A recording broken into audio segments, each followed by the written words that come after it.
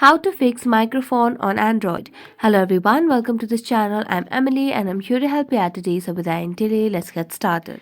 So first of all, on the settings application on your device and then scroll down and tap on apps. Next, tap on manage apps over here and then search for the phone application over here. So here you can see the phone application. So tap on it and then here just tap on the clear data option over here at the bottom right corner. So tap on it and then clear cache and tap on OK.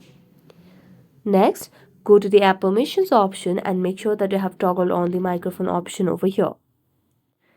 As you do that, you can check on your microphone, and if this is not fixed, then you can just make a long press on the power button and then tap on reboot and restart the device, and this might help you fix microphone on Android. So that's it. Thank you so much for watching this video. If you enjoyed watching it, don't forget to like, subscribe and hit the bell notifications. See you next time.